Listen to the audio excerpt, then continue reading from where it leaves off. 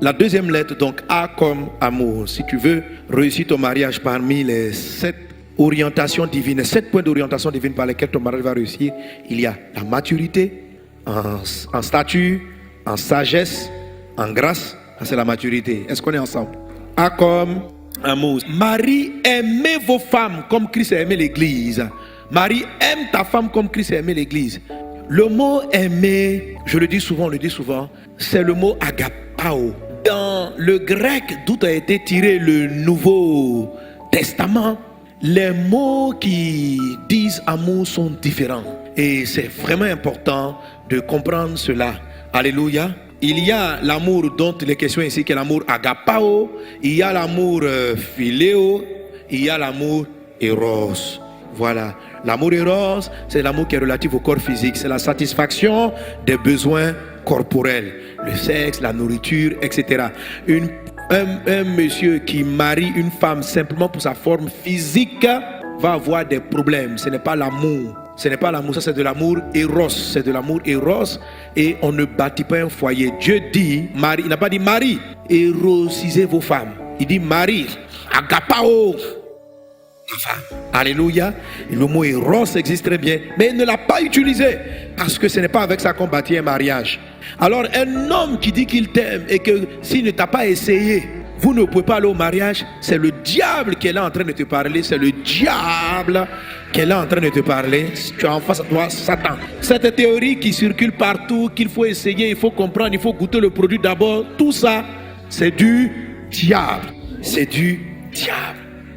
Si tu penses pouvoir maintenir une personne par le sexe, tu es en train de créer un mariage qui n'ira nulle part. Qui n'ira nulle part. Tu dois sortir de ce péché, tu dois sortir de cela, parce que cette insatisfaction va vous ruiner. La même satisfaction que tu avais avec elle avant le mariage, à un moment donné, la femme ne va plus rien te dire. C'est un peu comme si tous les jours, tu manges la même chose. À un moment donné, tu vas vouloir changer. Pourquoi? Parce que tu as bâti ta relation sur quelque chose de charnel. Quand l'amour commence par le vrai sens, ce que la Bible appelle agapé, tu contrôles ta chair. Est-ce qu'on est ensemble? Alléluia. L'amour est important pour pouvoir se marier. Le vrai amour. Il y a l'amour donc eros, il y a l'amour philéo qui est l'attachement. Philéo, dis avec moi, attachement. Attachement. Voilà, l'attachement vient après. La Bible dit quoi? L'homme quittera son père et s'attachera. On n'a pas dit l'homme s'attachera et il quittera. C'est-à-dire, s'attacher là, c'est sans toi, c'est difficile pour moi. Je me sens tellement lié à toi, marions-nous. On dit non, il faut d'abord quitter. Ça veut dire quoi? Que ce qui précède l'attachement, c'est une décision. L'amour qu'on appelle l'amour agapé est un amour décisionnel. Écoutez, si les foyers ont un tant de problèmes aujourd'hui, c'est parce qu'on veut se marier sur d'autres éléments qui ne sont pas ceux de Dieu. L'amour qui va faire réussir un mariage, ce n'est pas basé sur le sentiment amoureux. Ne marie pas une personne parce que tu es amoureuse d'elle. Ne marie pas une personne parce que tu es amoureux. Je suis amoureux.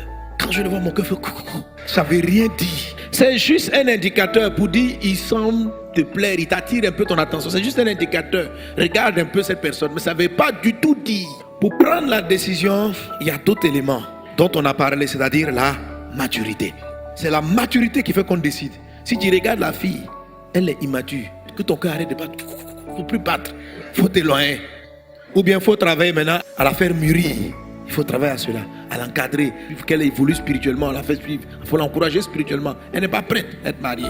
Il n'est pas prêt à être marié. L'attachement émotionnel ne vient pas avant, il vient après. Ça c'est dans l'ordre de Dieu. Mais nous de nos jours, on est d'abord amoureux, on se marie, et puis après on va essayer de créer agapé. Parce que les sentiments amoureux finissent toujours. Quand c'est eux qui viennent en premier, ils finissent toujours. À un moment donné, tu vas regarder celui dont tu es amoureux hier, il ne va plus rien te dire. Tu vas regarder celle que tu aimais hier, elle ne va plus rien te dire. Parce que le sentiment amoureux n'est pas le fondement, n'est pas le bon fondement du mariage. Mais il est une bonne chose, mais il doit venir un peu après. Pas au début de l'histoire, juste un peu après. Alors l'amour que Dieu appelle agapé, quand il dit Marie, aimez vos femmes, ou comme une femme aime ton mari, cet amour-là que Dieu appelle agapé, c'est un amour de décision. C'est un amour de décision. Mais on décide pourquoi? Parce qu'on observe le fruit d'une femme et la femme observe le fruit d'un homme à la maturité. Tu vois son caractère. Écoutez, les vrais mariages là, c'est calculé, c'est pas sentimental. Vous savez, avant les mariages, c'était un peu bien, hein? Parce que les parents mariaient Donc c'est une décision familiale. Et puis quand vous rentrez dans la décision, là, vous finissez par tomber amoureux. C'est plus solide que de tomber amoureux avant de décider. Si tu décides avant de tomber amoureux, c'est mieux. Vous savez, souvent, je dis ça aux sœurs. Ma femme et moi, on parlait récemment. Une sœur, quand tu prends de l'âge, parce que les sentiments amoureux, là, c'est pour les jeunes, les ados. Quand on a passé 35 ans, 40 ans, tu as vu beaucoup de choses sur la terre.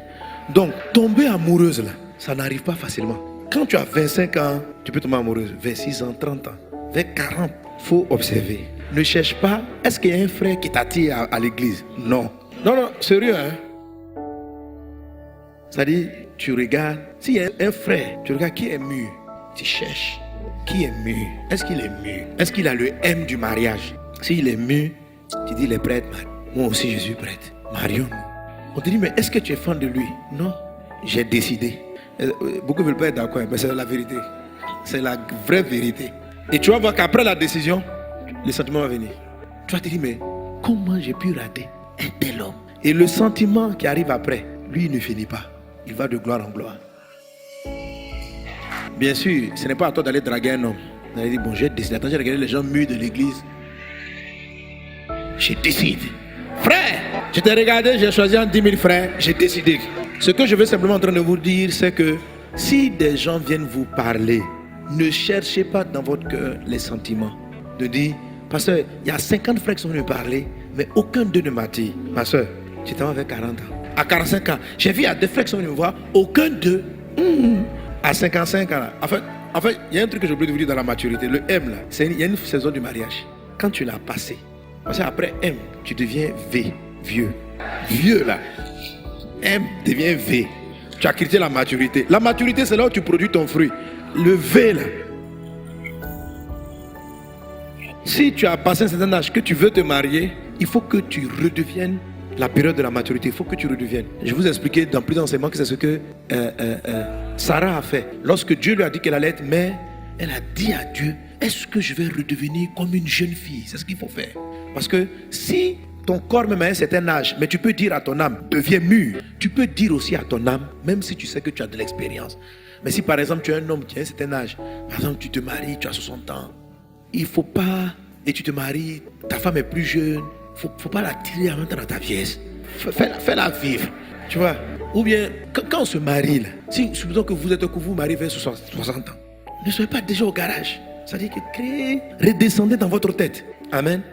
Recréer l'environnement pour pouvoir profiter un peu et avoir du bonheur d'être ensemble. Gloire à Dieu. L'élément déclencheur, c'est la maturité et non les sentiments. Donc en fonction de la maturité, on manifeste les différents caractères de l'amour. Alléluia. Alors donc Dieu dit ceci, l'homme quittera son père et sa mère. La dernière fois j'avais prêché là-dessus où je parlais de Agar qui était en train de fuir son passé. Il ne faut pas se marier en fuyant, mais il faut se marier en quittant. C'est une décision, c'est un choix. J'ai vu beaucoup de choses qui m'ont manqué.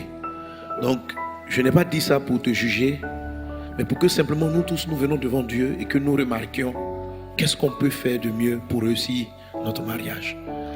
Donc, il ne s'agit pas de juger une personne, mais il s'agit que nous fassions tous des fois devant notre Dieu. Lui seul est saint, lui seul a créé le mariage. Il sait ce dont on a besoin pour que le mariage soit excellent. Il sait nos limites, il sait nos manquements. Depuis qu'on a péché, il sait ce qui manque à nos vies. Lorsqu'on remarque, il faut qu'on vienne simplement vers lui pour dire, Seigneur, j'ai besoin de mûrir sur beaucoup de choses. Accorde-moi la grâce, rends-moi mûr, rends-moi responsable, rends-moi affectueusement indépendant, rends-moi hors de mon cœur l'insécurité, la jalousie. Ôte ces choses-là de moi, Saint-Esprit. Accorde-moi. Et la Bible dit, Dieu va te faire grâce. Et il te donnera de marcher de manière intègre. Demandons au Seigneur la manifestation de l'amour. L'amour agapé. L'amour décision. L'amour qui pardonne tout. L'amour qui croit tout. L'amour qui espère tout. Prions le Seigneur Jésus. Père Céleste, nous avons les yeux sur toi vers ta grâce. Pour obtenir grâce. Pour obtenir grâce. Obtenir grâce. Merci Père pour tes bienfaits. À toi la louange, la gloire, l'exaltation, c'est des siècles. Je m'attends à toi, Seigneur Dieu. Je m'attends à toi. Je m'attends à toi pour l'amour. Je m'attends à toi pour la maturité. Je m'attends à toi pour aider nos foyers à mûrir. Pour aider les uns et les autres à mûrir. Tu sais les aspects, les domaines dans nos vies où nous manifestons de l'immaturité. Viens à notre secours. dans ta grâce et dans ta miséricorde. Et donne-nous le cœur, donne-nous l'attitude, donne-nous la croissance aussi en stature physique, en stature émotionnelle, en stature spirituelle. Donne-nous de croître en sagesse, donne-nous de croître en grâce. Donne-nous d'aimer. L'amour agapé est l'amour qui pardonne tout. L'amour agapé est l'amour qui croit. L'amour agapé est l'amour qui supporte. L'amour agapé est l'amour qui veut le bien de son prochain. C'est ce type d'amour-là qui caractérise le mariage. C'est l'amour qui pardonne. Seigneur, apprends-nous à pardonner. L'amour qui croit dans les gens. L'amour qui espère. C'est ce type d'amour-là que tu veux que nous manifestions. Oh Dieu des cieux, accorde-nous ton amour. C'est ton amour que nous avons de toi et que nous pouvons donner aux autres. Donne-nous de manifester l'amour. Je prie afin que ta grâce nous soit accordée et que nous manifestions ces caractères au nom de Jésus à cause de ta grâce. Amen.